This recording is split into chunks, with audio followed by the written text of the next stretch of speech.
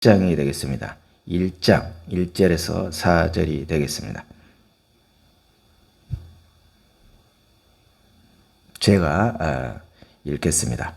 태초부터 있는 생명의 말씀에 관하여는 우리가 들은 바요 눈으로 본 바요 자세히 보고 우리의 손으로 만진 바라. 이 생명이 나타내신 바 된지라. 이 영원한 생명을 우리가 보았고 증언하여 너희에게 전하노니 이는 아버지와 함께 계시다가 우리에게 나타내신 바 된 이시라. 우리가 보고 들은 바를 너희에게도 전함은 너희로 우리와 사귐이 있게 하려 함이라. 우리의 사귐은 아버지와 그의 아들 예수 그리스도와 더불어 누림이라. 우리가 이것을 쓰면 우리의 기쁨이 충만하게 하려 함이니라. 아멘입니다. 제가 잘 쓰는 유진 피터슨의 메시지로 다시 한번 우리가 보겠습니다. 1절부터 봅니다. 우리는 첫날부터 거기 있으면서 그 모든 것을 받아들였습니다. 우리는 그 모든 것을 두 귀로 듣고 두 눈으로 보고 두 손으로 확인했습니다. 생명의 말씀이 우리 눈앞에 나타나셨습니다. 우리는 그것을 똑똑히 보았습니다. 이제 우리가 목격한 것을 여러분에게 가장없이 있는 그대로 말씀드리겠습니다. 너무나 놀랍게도 하나님 자신의 무한하신 생명이 우리 앞에 모습을 드러냈습니다. 너무나 놀랍게도 하나님 자신의 무한하신 생명이 우리 앞에 모습을 드러냈습니다. 우리가 그것을 보고 듣고서 이제 여러분에게 전하는 것은 우리와 더불어 여러분도 아버지와 그분의 아들이신 예수 그리스도와 사귐을 경험하게 하려는 것입니다. 우리가 이 편지를 쓰는 목적은 여러분도 이 사귐을 누리게 하려는 것입니다. 그러면 여러분의 기쁨으로 인해 우리의 기쁨이 2배가 될 테니까요. 이렇게 보게 됩니다. 우리가 하나님 말씀을 이 요한 1서를 보게 되면 계속 사랑에 대한 이야기를 많이 하죠. 사랑, 하나님의 사랑, 하나님의 사랑. 요한복음 15장 우리가 5절을 한번 봅니다. 나는 포도나무요 너희는 가지라. 그가 내 안에 내가 그 안에 거하면 사람이 열매를 많이 맺나니 나를 떠나서는 너희가 아무것도 알 수 없다라고 이야기하고 있습니다. 그분이 내 안에 내가 그분 안에 있다는 것은 내가 주님과 함께 뭐하고 있다고요? 속해 있다라는 뜻입니다. 아버지가 내 안에 내가 아버지 안에 있다는 말씀입니다. 그래서 그리스도의 중심의 삶이란 무엇입니까? 구원의 확신에서부터 시작되는 것을 보게 됩니다. 구원의 확신이 있어야 그리스도의 중심의 삶, 성령 충만의 삶을 유지할 수 있습니다. 우리의 영적인 삶으로 통해서 흔들림 없이 우리가 계속 지속될 수 있는 것을 보게 됩니다. 에베소서 1장 3절을 보니까 뭐라고 합니까? 그 안에서 너희도 진리의 말씀 곧 너희의 구원의 복음을 듣고 그 안에서 또한 믿어 약속의 성령으로 인치심을 받았으니라는 이렇게 말씀을 하고 있습니다. 성령의 인치심이 무엇이냐? 바로 구원의 확신, 불도장을 가리키고 있습니다. 불도장을 찍은 거예요. 일반 도장이 아닙니다. 그래서 예수 그리스도가 바로 성령님께서 저와 여러분 안에 확신이 이 안에 임재를 확실하게 구원의 확신을 찍는 무슨 도장이요? 불도장을 찍어준 것입니다. 그렇다면 예수를 믿는 것, 내가 진짜 예수를 믿느냐를 우리는 확인해 봐야 됩니다. 우리가 세상을 살면서 힘들고 어려운 일들을 만나면 주로 무슨 말을 하게 됩니까? 기도합시다. 말을 너무도 많이 듣곤 합니다. 그러나 정말 기도만 하면 모든 문제가 해결이 잘 됩니까? 무턱대고 기도만 한다고 해서 어떤 일이나 문제, 시험거리가 해결되는 것은 아닙니다. 기도를 하되 하나님의 뜻이 무엇인지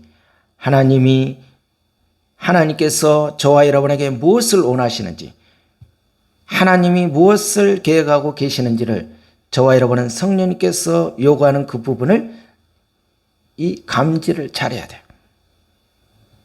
그때 우리가 온전한 기도를 할 수 있다는 거예요.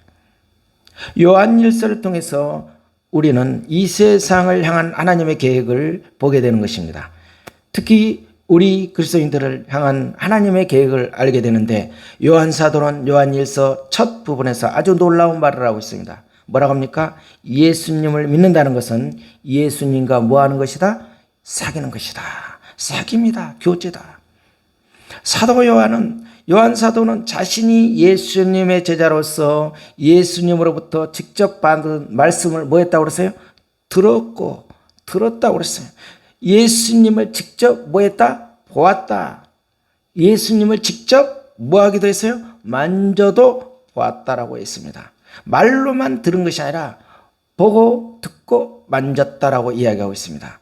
이 말씀이 저와 여러분에게는 지금 하나님의 말씀을 믿고 하나님의 말씀을 읽고 늘 지금 오늘도 이렇게 하나님 앞에서 예배를 드리고 있는데, 진정 보고 듣고 만진 바가 그런 성령님께서 주시는 그 부분을 체험하고 있는지 경험하고 있는지 우리는 자문자답해야 될 것입니다. 우리가 마음의 눈을 떠 진실로 주님을 만난다면 그분에게 우리는 저와 여러분에게 성령님께서 사로잡힘에 매이게 되는 것을 깨닫게 됩니다. 그래서 우리의 영적 시각이 저절로 유지되지 않기 때문에 어떻게 돼요? 하나님 나라에 대한 눈을 뜨게 되면, 성령 충만하게 되면 말씀의 눈이 열리고 영의 귀가 열리고 우리에게 모든 이 영의 세포가 열리게 되면은 성령님께서 주시는 그 부분이 아주 세미한 것까지도 우리가 감지할 수 있다는 것입니다. 그러면 어떻게 해요? 주님과의 늘 우리는 교제 속에서 앉으나 서나 누구예요? 주님께서 원하는 그 부분을 감지가 되게 되는 거예요. 요한일서 1장 1절을 보니까 이 생명의 말씀은 태초부터 계신 것이다. 우리가 들은 것이요, 우리가 눈으로 본 것이요, 우리가 지켜본 것이요, 우리가 손으로 만져본 것이라고 요한일서 1장 1절에서 그렇게 언급하고 있습니다. 그러면 창세기 1장 1절은 뭐라고 합니까? 태초에 하나님이 천지를 창조하셨다. 요한복음 1장 1절은 뭡니까? 태초에 말씀이 계시니라. 이 말씀이 바로요, 하나님과 함께 계셨으니 이 말씀은 곧 하나님이시다.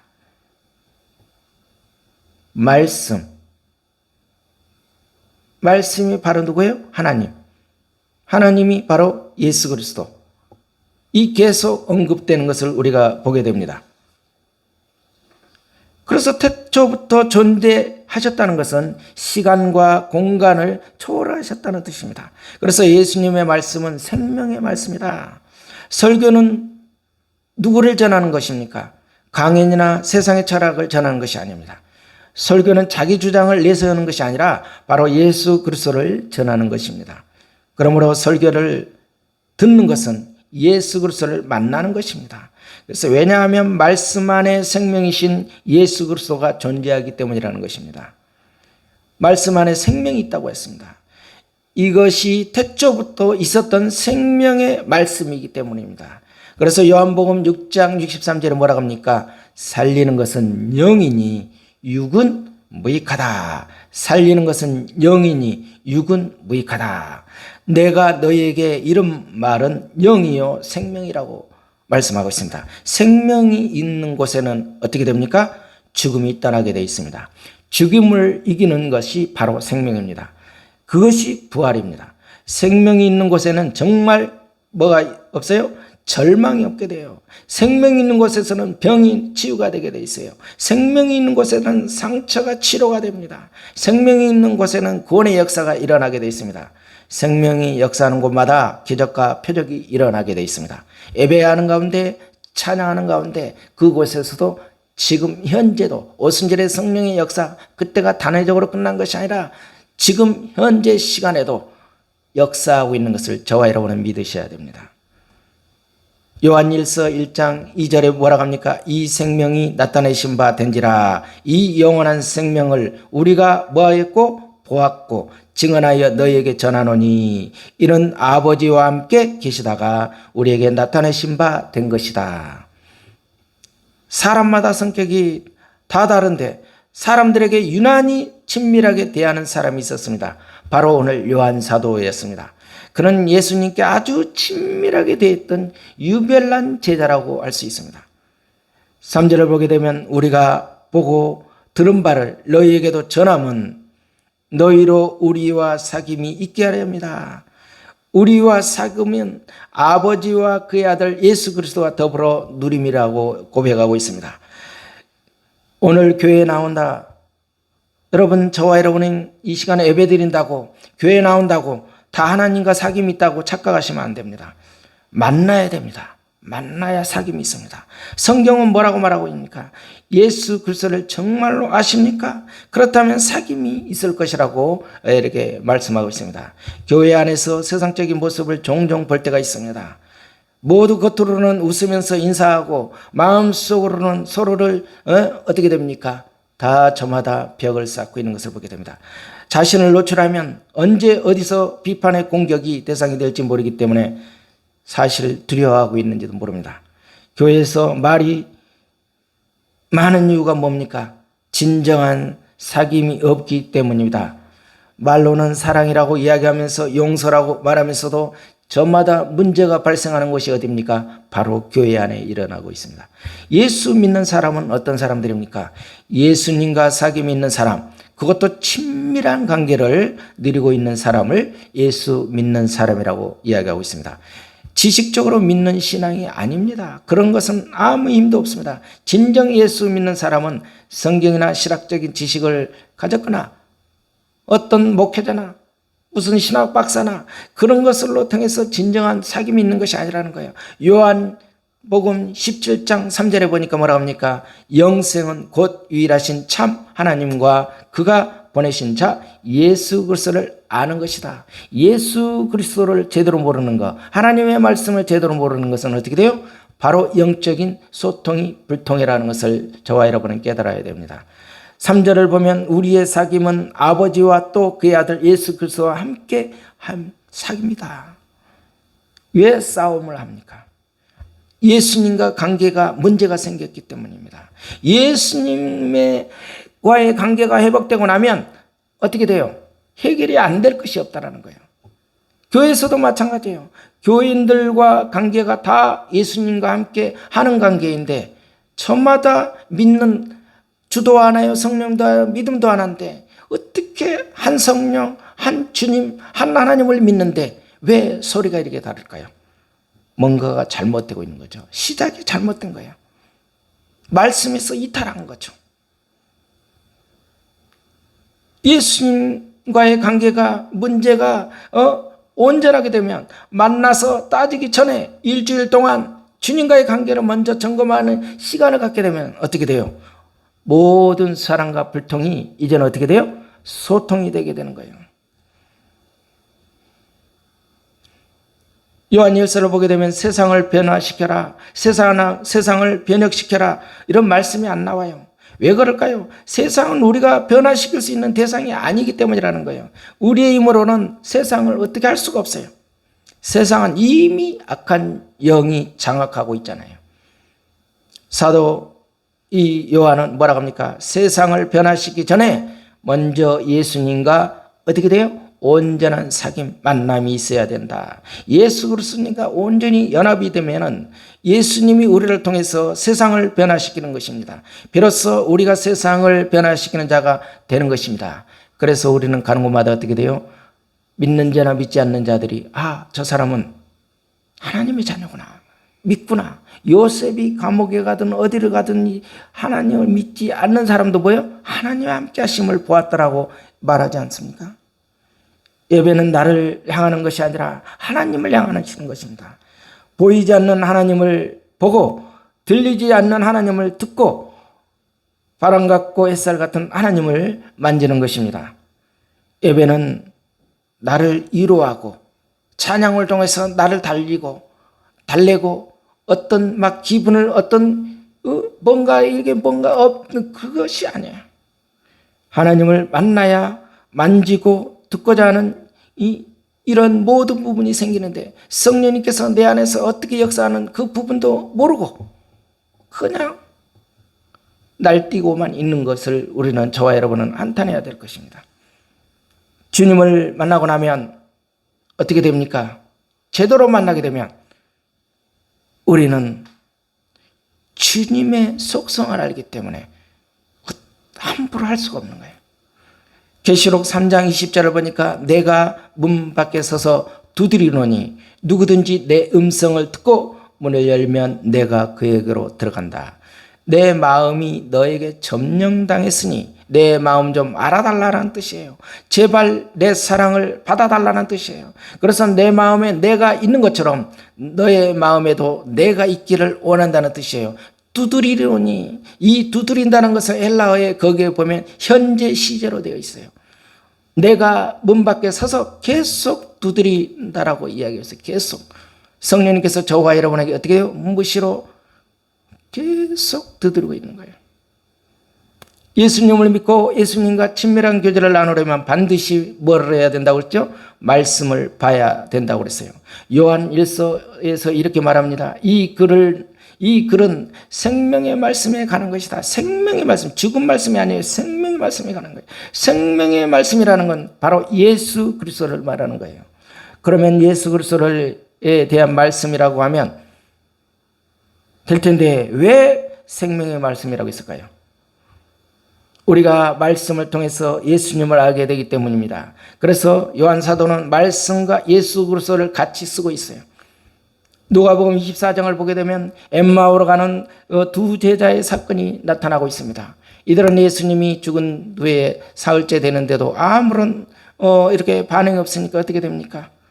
이들이 실망해서 내려가면서 계속 우리는 뭐 어쩌고 투덜투덜합니다. 그때 누가 나타났어요? 예수님이 나타나서 저희가 서로 말하되 길에서 우리에게 말씀하시고 우리에게 성경을 풀어주실 때 우리 속에서 마음이 뜨겁지 아니하였느냐. 예수님께서 어떻게 해요? 죽은 후에 나타나셔서 이 제자들에게 나타나서 어떻게 해요? 말씀하시고 성경을 풀어주실 때 우리 속에서 마음이 뜨겁지 아니하였더냐. 예수님이 부활하신 후 엠마오로 가는 두 제자는 만났는데 영의 눈이 열리지 않으니 이들은 아무것도 몰랐어요. 그런데 나중에 어떻게 됩니까? 말씀이 들어가니까 성령이 그 안에 임재를 느끼니까 뭐가 어떻게 뜨거워지잖아요. 우리가 찬양할 때 예배 드릴 때 뜨거워지는 게 있잖아요. 머리가 뜨거워지면 어떻게 됩니까? 문제가 생기죠.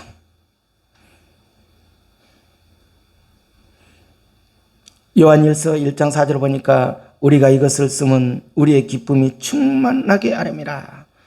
구원의 확신이 있는 사람에겐 기쁨이 있습니다. 이 기쁨은 세상이 주는 기쁨이 아닙니다.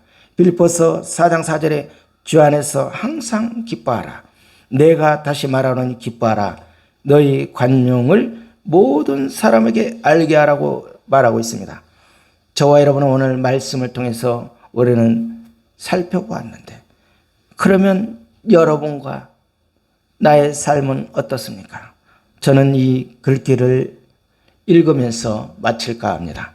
산다는 것은 곧 상처를 주는 일일 거예요. 그래서 상처는 아파요. 치유되지 않는 상처는 우리의 성품과 기질에 영향을 미칩니다. 그래서 때로 이 상처는 우리의 인생을 파괴를 시켜요. 자기 자신의 인생뿐만 아니라 다른 사람에게까지 인생에까지 파괴시키는 것을 보게 됩니다. 치유되지 않는 상처를 안고 사는 사람은 다른 사람을 긴장하게 하고 불편하게 만들어요. 하지만 복음을 만나고 성령님께서 임재 속에서 치유된 상처는 어떻게 됩니까? 아름답게 되는 거예요. 기쁜 상처로부터 나온 사람은 어떻게 됩니까? 향기로 예수 그리스도의 향기가 나타나서 결국에 주변 사람에게 어떻게 돼요? 생명을 주게 되는 것입니다. 향기를 배어나는 사람은 누구나 가슴 속에서 잘 익은 상처 하나쯤은 있게 되는 것입니다.